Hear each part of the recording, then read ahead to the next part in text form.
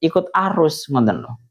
Oleh karena itu Allah Ta'ala menjawab terhadap syubhat yang dilemparkan oleh orang-orang kafir. Jawabannya berupa nazzalnahu ay kadzalika mutafarriqan. Ya, memang aku menurunkan terhadap Al-Qur'an dalam keadaan berangsur-angsur. Tujuannya nopo Allah Ta'ala niku menurunkan Al-Qur'an secara berangsur-angsur linusabbita bi fuadak, agar aku menguatkan dengan Al-Qur'an terhadap hatimu, agar aku menguatkan hatimu dengan Al-Qur'an. Ya, ainu qawwiya qalbaka, yakni agar aku menguatkan terhadapmu hatimu.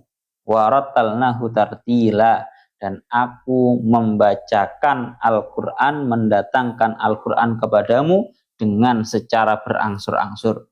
Ayat Nabi syai'an ba'da syai'in, yakni aku mendatangkan Al-Qur'an sedikit demi sedikit, ditamahulin dengan pelan-pelan, watu datin, dan yakni dengan penuh ketenangan, litaisiri fahmihi wa hifdhihi, agar Al-Qur'an itu mudah untuk dihafalkan dan agar Al-Qur'an itu mudah untuk dipahami.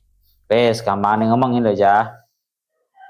Yang paling enak menjabarkan alasan yang masuk akal secara nalar itu seperti yang didakwakan oleh Syekh Fakhruddin Ar-Razi. Beliau Syekh Fakhruddin Ar-Razi menjelaskan ada 8 alasan. Ada 8 alasan kenapa Al-Qur'an itu harus diturunkan secara berangsur-angsur, beda dengan kitab-kitab sebelumnya, yakni kitab Taurat, Injil, Zabur, dan juga Al-Qur'an. 8 alasan.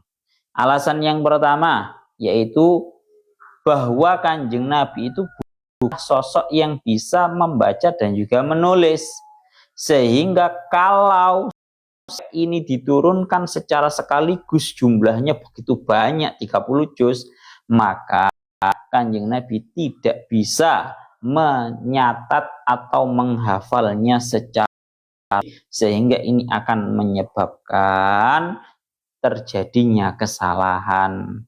Al-Qur'an iku wakeh Pak, 30 juz. Nggih, 30 juz. Ojo yang tidak bisa membaca dan juga tidak bisa menulis.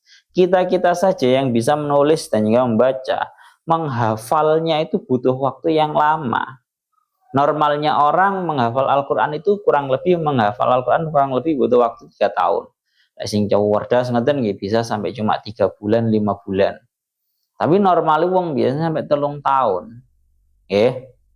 Mulane ngriki ngendikaken ngoten alasan yang pertama bahwa Kanjeng Nabi itu bukanlah sosok yang pandai membaca dan juga menulis, sehingga kalau turun sekaligus itu akan menyebabkan Kanjeng Nabi tidak bisa mencatat dan menghafalnya secara baik, sehingga akan menyebabkan ini menjadi terjadinya sebuah kesalahan atau lupa.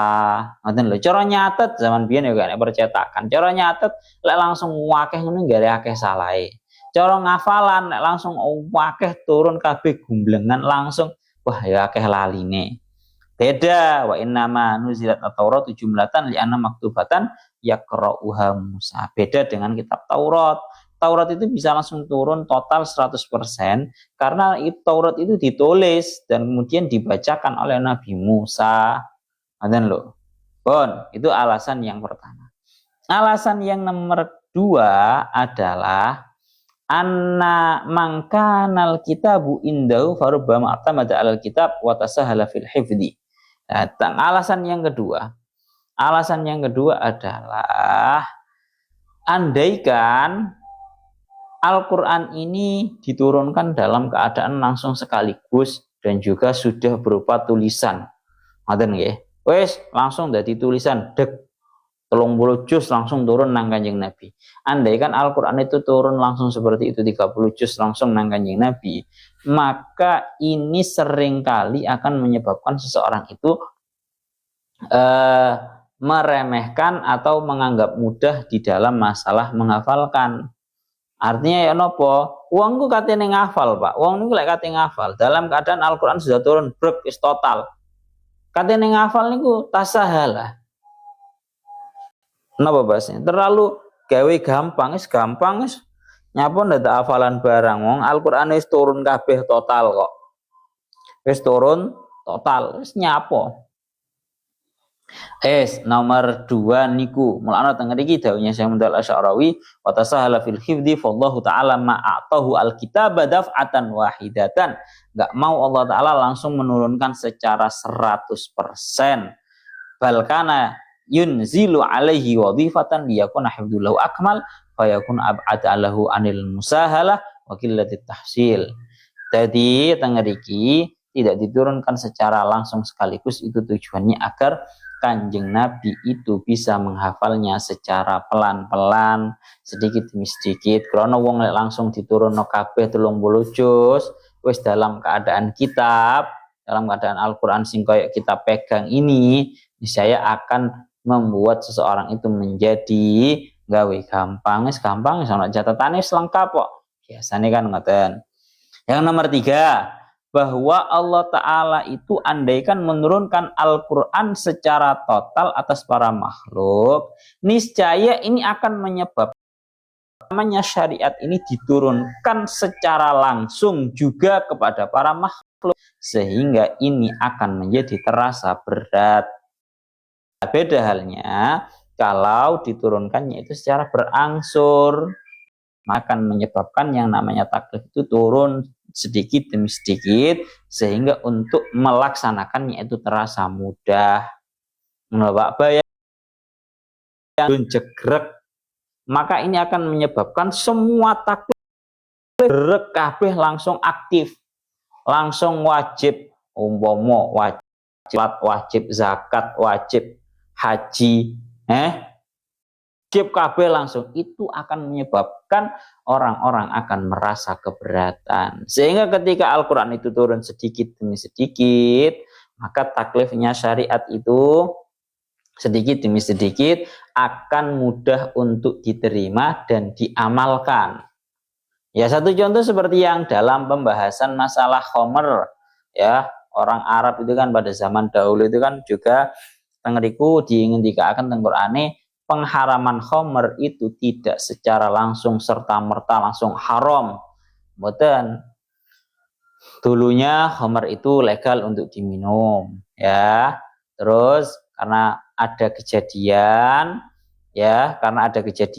bahwa orang-orang itu meminum mabuk-mabukan sampai mendekati waktu sholat, hingga masuk sholat dalam keadaan membaca ayat Al-Quran menjadi salah.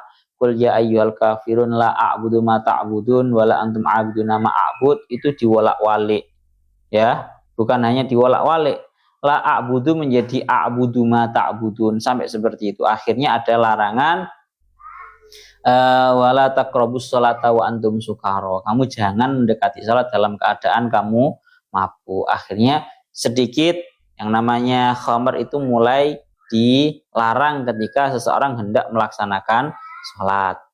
Akhirnya wong lek katene mendekati waktu sholat gak wani mabuk. Ya, lama-lama akhirnya yang namanya khamr itu diharamkan secara total. Lah itu loh, itu alasan yang ketiga bahwa Al-Quran itu kalau diturunkan secara total 30 juz brek, iku nggarai turunnya taklif semuanya langsung kepada para hamba. Tentu akan merasa keberatan. Cara tugas ora siji-siji. Sing turun langsung kabeh brek 30 juz, ya berarti langsung kewajiban ndang perintah sholat, perintah zakat, perintah haji, perintah wes kabeh dadine. Ngoten lho. Perintah puasa, marono perintah menjauhi makanan-makanan yang diharamkan, perintah menjauhi khamr, ya. Maka orang akan merasa keberatan. Sehingga dengan diturunkannya Al-Quran itu sedikit demi sedikit, ini namanya membuat seseorang itu taklifnya turun sedikit demi sedikit, sehingga orang akan terbiasa dan mampu untuk melakukannya. Apa gunanya perintah itu diturunkan kalau hanya membebani dan tidak membuat seseorang itu mampu untuk mengamalkannya? Perlunya kita itu tadrij atau step by step di dalam memberikan sebuah perintah agar dilaksanakan. Dan itu alasan yang nomor 3. Alasan yang nomor 4 yaitu annahu syahada Jibril halan ba'da halin yakwa qalbu bi musyahadatihi fakana aqwa ala humila wa ala sabri ala awaridin nubuwah ala ihtimalihi adiyata qaumihi wa alal jihad. Yang nomor 4, bahwa termasuk hikmahnya Al-Quran itu turun secara berangsur adalah menyebabkan baginda Nabi ini sering bertemu dengan malaikat Jibril. Dengan baginda Nabi ini sering bertemu malaikat Jibril, melihat dan bertemu dengan malaikat Jibril, akhirnya hatinya Kanjeng Nabi ini menjadi kuat. Kuat untuk yang pertama, untuk senantiasa melanjutkan ada imahumil, mendatangkan atau menyampaikan semua perkara yang ditanggungkan kepada Kanjeng Nabi, bersabar atas perkara-perkara atas kenabian, dan bersabar atas tindakan menyakitinya kaumnya, dan bersabar untuk melaksanakan jihad. Yang nomor 4, dengan berangsurnya Al-Quran itu akhirnya Kanjeng Nabi sering ketemu malaikat Jibril, akhirnya Kanjeng Nabi ini memiliki hati yang kuat. Memiliki hati yang kuat di dalam menghadapi semua ujian yang beliau hadapi tatkala menyampaikan risalah, menyampaikan dakwah ini tadi.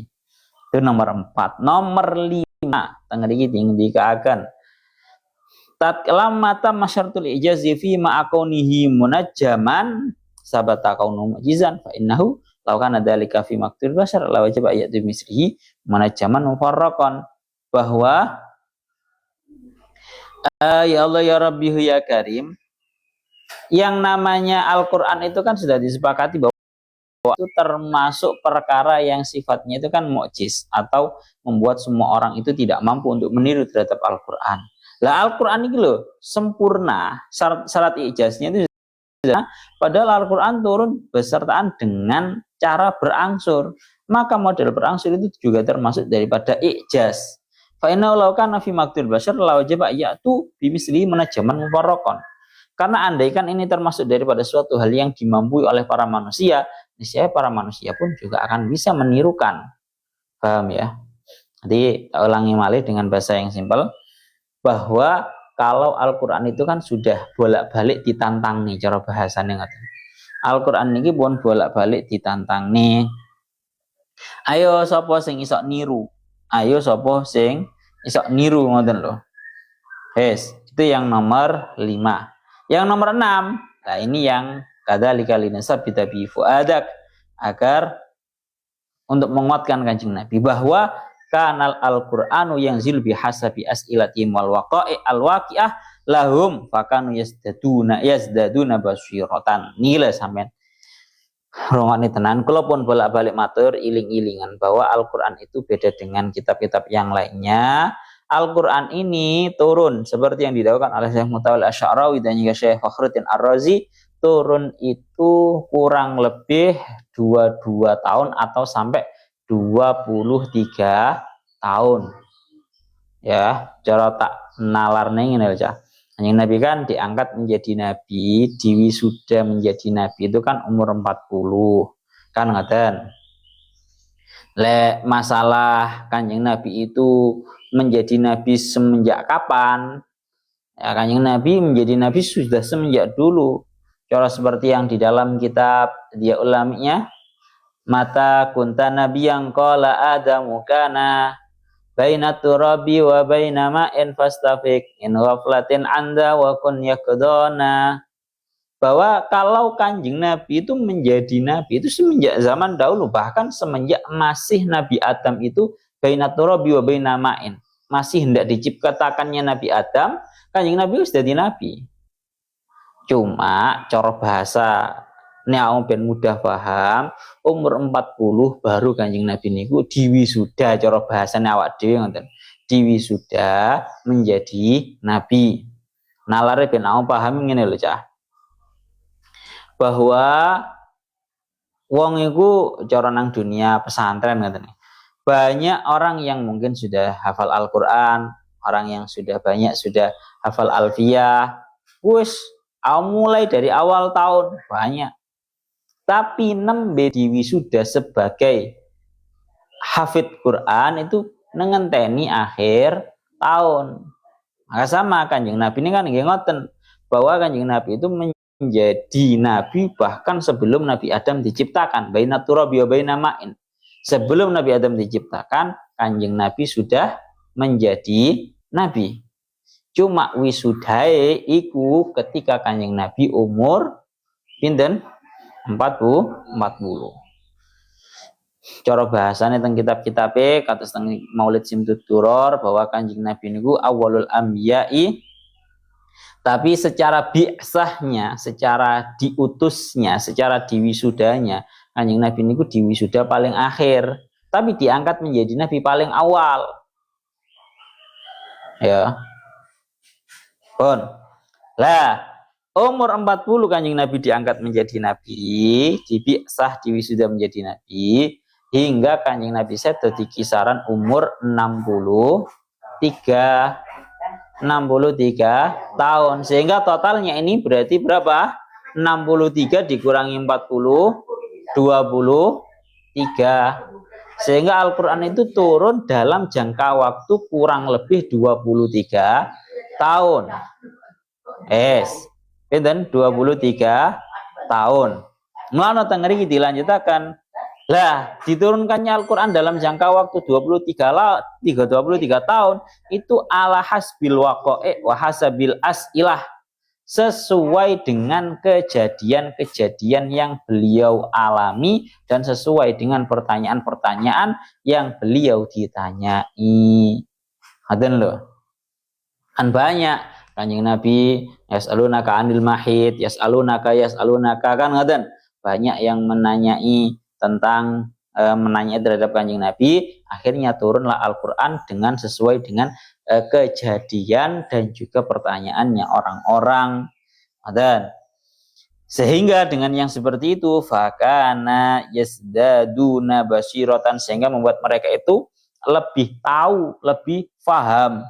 Bahkan ngeten lho ya, kamane ngomong ngeten. Orang itu akan bisa mudah lebih hafal. Itu kalau seseorang itu dalam keadaan yang penuh dengan menunggu hukum.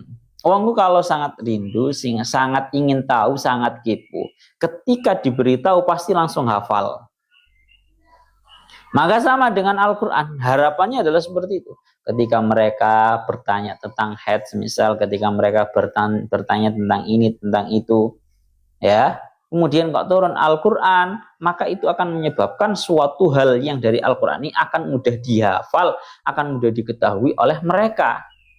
Karena turunnya Al-Quran ini pas dengan mereka bertanya.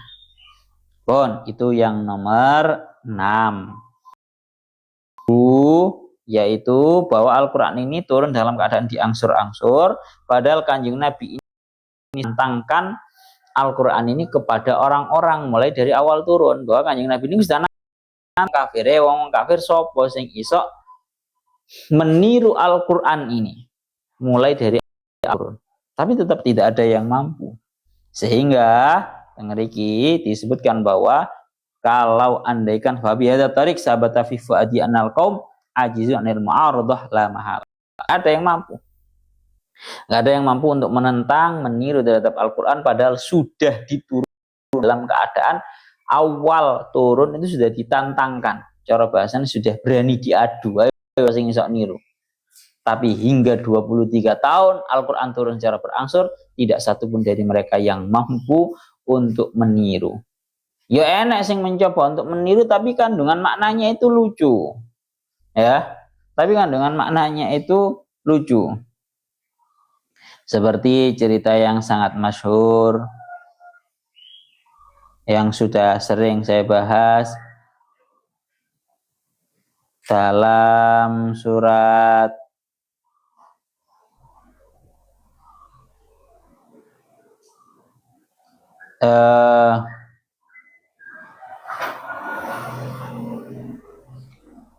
ada beberapa surat yang mereka mencoba membuat seperti orang-orang kafir itu membuat ayat yang membuat tandingan, yaitu al-fil wa ma adraka mal fil. Tapi itu lucu, kepingin niru ayat-ayat yang ada di Al-Qur'an, tapi al-qariyah wa ma adraka mal qariyah, al-qariyah mal qariyah wa ma adraka mal qariyah. Akhirnya kepingin niru ayat-ayat yang modelnya seperti ini, tapi mereka nggak bisa. Ya.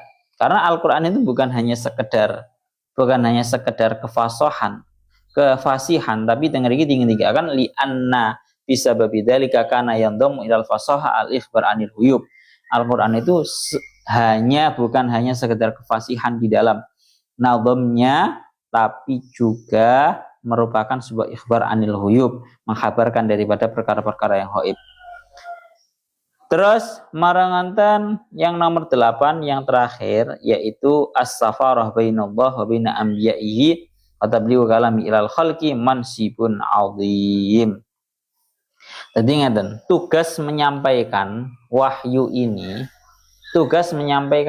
ini dari Allah Ta'ala ke Kanjeng Nabi dan dari Kanjeng Nabi kepada para makhluk ini merupakan sebuah tugas dan juga pangkat yang sangat agung.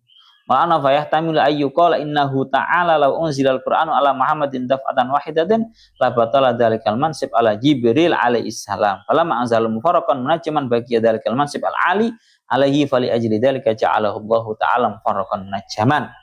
Yang iki ngendikaken ya Allah ya Rabbi ya Karim bahwa jadi ini menyebabkan pangkatnya malaikat Jibril ini sangat tinggi. Gara-gara napa malaikat Jibril memiliki tugas yang sangat besar yaitu bolak-balik mandap dumateng Kanjeng Nabi dalam jangka waktu 23 tahun untuk menyampaikan wahyu dari Allah Ta'ala kepada Kanjeng Nabi. Guys, niku intine ngoten. Lano kadzalika linasabita bi fuadak agar untuk membuat hatinya Kanjeng Nabi ini menjadi kuat. Ya Allah ya Rabbi ya Karim. Tangeriki dingendikaaken ngoten. Mulana kalau dawuhnya Syekh Mutawil Asy'arawi, dawuhnya beliau tangeriki dingendikaaken bahwa Al-Qur'an itu turun dalam jangka waktu 23 tahun sesuai dengan kejadian-kejadian sehingga fakullama ta'arrata li mauqifin min hadhil mauqif nazal Al-Qur'anu tasiyatan laka wa tasbitan wasilatan bisama ila tanqati. Setiap terjadi sebuah permasalahan pertanyaan kepada engkau wahai Muhammad, Al-Qur'an ini akan turun dalam keadaan menjadi hal yang menghibur terhadap engkau dan hal yang membuat hati kamu menjadi kuat. Andaikan Al-Qur'an ini turun langsung, niscaya hal tersebut tidak terjadi, maka mengokohkannya cuma sekali. Semata tibaqiyatul ahdas biduni tasbit wala syakka an nasilah bisama tuqawi al-manhaj wa tuqawi al-iman. Wes, tengah iki ngoten nggih. Ya Allah ya Rabbi ya Karim. Iku maknane kadzalika linusabbita bihi fuadak. Nahu tartila dan aku mentartilkan Al-Qur'an ini kepada engkau. Tartil teng mriki maknane adalah ay ataina bi syai'an ba'da syai'in wa tu'dadin litaisiri fahmi wa hifdhihi dan aku Al-Qur'an kepadamu wahai Muhammad dengan sedikit demi sedikit secara berangsur pelan-pelan agar kamu bisa memahami dan menghafalkannya. Sampean bisa lihat seperti yang didawuhkan oleh Syekh As-Sawi di dalam kitab tafsirnya, beliau dawuh laka wali ummatika agar Al-Qur'an ini mudah difahami dan juga mudah dihafalkan untukmu Muhammad dan juga untuk umatmu. Hafal di luar kepala. Wa hadi atiyatan li hadhil ummatil Muhammadiyah lam yu'tiha khairu. Ini merupakan sebuah keistimewaan yang dimiliki oleh hanya umatnya Kanjeng Nabi yang tidak diberikan kepada yang lain. Oleh karena itu walidzalika wa ja'altu Kanjeng ngendikaaken wa ja'altu min ummatika aqwaman qulubuhum anajiluhum. Nggih. Dan dari inilah dan dari proses inilah bahwa kita mengajarkan kepada Al-Qur'an kepada anak-anak kecil pun caranya juga seperti itu, sedikit demi sedikit aja. Ada cilik ku Pak, urun Al-Qur'an udah akeh-akeh, titik-titik ae. Ini gila jing akan ngoten. Wa min huna kana ta'limul Qur'ani bitadrij siyamalil atfal. Oleh karena itu, kita itu mengajarkan Al-Qur'an itu dengan cara berangsur sedikit demi sedikit. Tujuannya apa? Terkhusus untuk anak kecil. Tujuannya liyas buta fi qulubihim agar Al-Qur'an itu benar-benar tertancap di dalam hati mereka.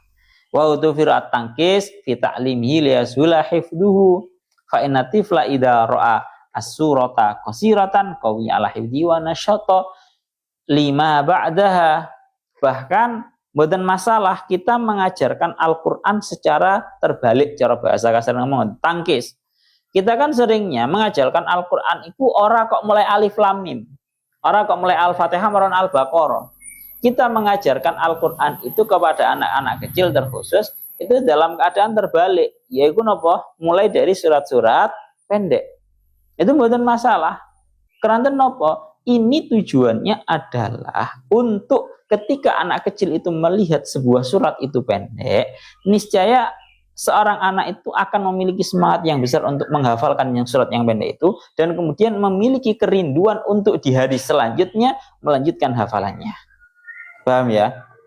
Arek cilik Pak, kon hafalan kul a'udzu birabbin nas, kul a'udzu birabbil falak, ya kul hu al-ikhlas. Ku enak semangat soalnya titik untuk menghafalkan ayat yang di hari itu dia semangat, untuk hari yang selanjutnya masih menyisakan semangat yang membara juga. Lah bayangnya bocah cilik sik kaet belajar wis mbok kongkon ngafalno to, mbok kongkon maca surat Al-Baqarah. Jare bocah cilik ora mari-mari ngene to surat Al-Baqarah mesti ngomong ngono.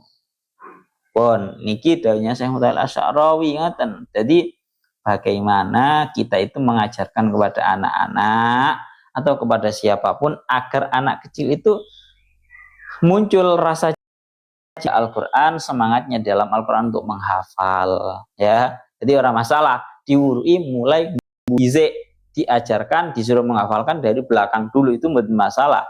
Bahkan kabeh katanya kayak ngono, ini dalil sekaligus ini dalil.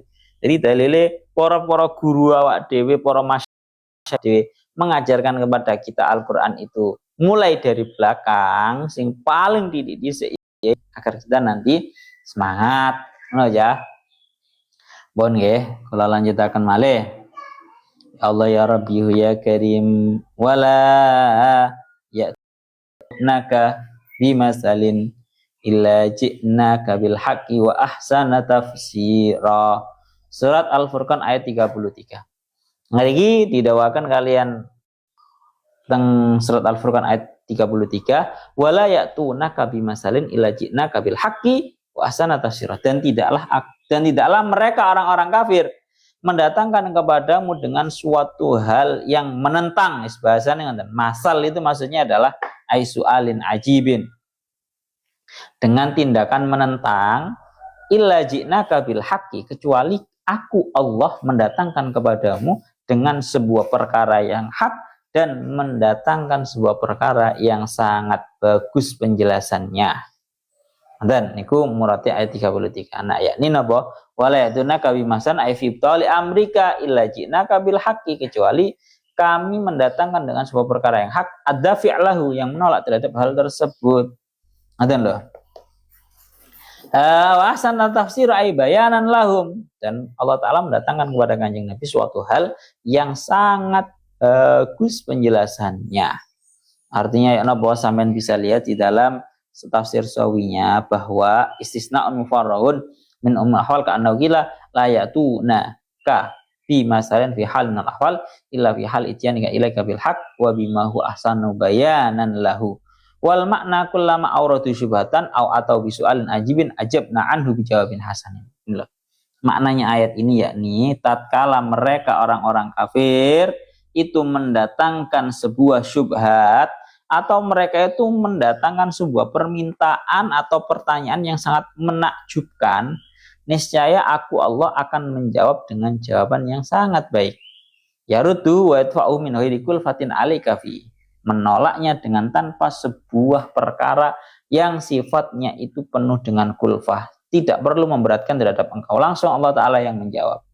Sehingga falau nuzilal Qur'anu jumlatan lakana nabi waladhi yabhasu fil Qur'an an ratitil kata syubhah.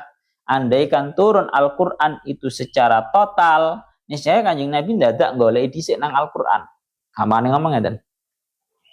Salah satu hikmahnya Allah Ta'ala menurunkan Al-Qur'an dalam secara berangsur adalah kan tadi bihasabil waqa'i wal as'ilah, sesuai dengan kejadian dan juga sesuai dengan napa pertanyaan dan juga permintaan dari orang kafir. Itu memiliki arti bahwa ketika mereka bertanya langsung Allah Ta'ala yang menjawab tanpa Kanjeng Nabi mumet-mumet ngono lho Pak. andaikan, jadi ngoten memang. Jadi Kanjeng Nabi ini mboten kok nggawe jawaban dhewe mboten. Lah andaikan Al-Qur'an ini turun dalam keadaan sekaligus, maka nanti yang repot cara bahasa kasar ngomong ngoten. Yang repot nanti Kanjeng Nabi. Dadak golek dhisik nang Qur'ane. Koyok dene wong bahsul masail, cara bahasa ini dengeri ngoten. Kal alim alladzi yakshifu fil kutub an jawabil masail allati yus'alu anha. Lah nek Al-Qur'an iku mang turun secara total wis langsung, maka setiap kali ada pertanyaan Kanjeng Nabi ribet golek jawaban. Koyok dene wong bahsul masail, ketika ada orang bertanya, bingung golek dhisik nang kitabe. Sehingga kalau seperti itu seolah-olah diserahkan kepada Kanjeng Nabi, tapi realitanya adalah semua itu Kanjeng Nabi ketika ditanyai langsung Allah Ta'ala yang menjawab dengan cara menurunkan Al-Quran. Kanjeng Nabi dimintai sebuah permintaan yang berat, langsung Allah Ta'ala yang menjawab. Niku salah setunggale alasane ngoten. Terakhir, alladzi syaruna ala wujuhihim ila jahannama ulaika syarrum adallu sabila. Surat Al-Furqan ayat 34 ngriki hum, mereka orang-orang kafir yaitu alladzina yuhsyaruna ala wujuhihim. Mereka adalah orang-orang yang digiring atas wajah atau muka-muka mereka. Ayyusaquna ila jahannam, mereka digiring menuju jahannam di atas atau menggunakan wajah mereka, berjalan di atas wajah mereka. Ulaika syarrum makanan huwa jahannam, mereka adalah orang-orang yang lebih buruk tempatnya, yakni neraka jahannam, wa adallu sabila, dan paling tersesat jalannya, ay akhta'u tariqan min ghairihim wa huwa kufrum, mereka sangatlah tersesat jalannya daripada yang lainnya karena kekufuran mereka. Pon, dan ini luwih ngerine malih bahwa mereka itu nanti dibangunkan oleh Allah Ta'ala dari kuburan menuju neraka jahanam dalam keadaan mereka itu berjalan tidak menggunakan kaki lagi, tapi kaki dibuat kepala, kepala dibuat kaki. Ini real, Pak. Kepala mereka bukan kepala ya, nek sirah kepala ini sih rada enteng iki digawe anu ya abot sih ya. Tapi didelosor nih, wajahnya mereka lah yang dibuat tumpuan, yang dibuat sebagai telapak kaki. Alladzina yuhsyaruna ala wujuhihim ila jahannam. Melakno teng iki ngendikaken ayyashabuna maqlubina yatauna al-ardh bi ru'usihim wa wujuhihim. Yakni mereka ditarik dalam keadaan terbalik. Mereka itu berjalan menapaki bumi menggunakan kepala dan wajah atau muka mereka. Wa tartafiu aqdamuhum bi qudratillah, dan telapak kaki mereka itu menjadi di atas dengan kuasanya Allah Ta'ala. Melakna seperti yang didauhakan di dalam kitab tafsirnya Syekh Fakhruddin Ar-Razi. Memang ini sudah didauhakan kalian Kanjeng Nabi, diriwayatkan oleh Imam Abu Hurairah dari baginda Nabi, beliau bersabda, yuhsyarun nasu ala salasati asnafin, bahwa para manusia ini besok ketika dihasyar atau digiring itu menjadi 3 golongan. Golongan yang pertama sinfun alat dawab. Golongan yang pertama yaitu golongannya orang-orang yang digiring dalam keadaan menaiki kendaraan-kendaraan. Numpak kuda, numpak unta, menaiki kendaraan-kendaraan yang bagus-bagus, yang gagah-gagah. Ini yang pertama. Yang kedua, sinfun alal aqdam. Golongan yang kedua yaitu orang-orang yang digiring dalam keadaan berjalan kaki, tidak ada kendaraannya. Dan yang nomor 3 yaitu sinfun alal wujuh, yaitu golongannya orang-orang yang digiring dalam keadaan berjalan di atas kepala dan juga muka mereka. Wes, mulane denger iki innal ladzina amsyahum ala arjulihim qadirun ala ayyum syiyahum ala wujuhim. Allah Ta'ala zat yang membuat mereka berjalan atas kaki mereka itu juga mampu untuk membuat mereka berjalan di atas kepala dan juga muka mereka. Naudzubillahi min dzalik. Wes iki gambarane wong-wong kafir, Pak. Iki tenanan, Pak. Lah, teng mriki dingedikaken. Memang berjalannya mereka itu di atas wajah.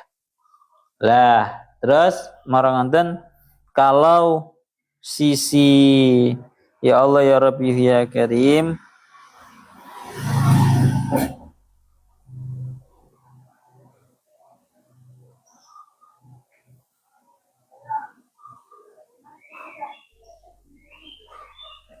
Ya Allah ya Rabbi ya Karim, Allah lanjutakan ila jahannama ulaika syarrun makana. Mereka adalah orang-orang yang tempatnya itu sangat buruk, wa adallu sabila dan lebih terlannya. Itu berbeda berbalik dengan orang-orang yang beriman, ashabul jannati yauma idzin khairum mustaqarra. Kalau yang pun nggih. Ya Allah ya Rabbi ya Karim, pun ay akhta tarikan min khairim wa kufruhum pun walaqad ataina kitaba wa ja'alna ma'ahu akhahu Haruna wazira. Surat Al-Furqan ayat 35. Ilahuna wa shawab.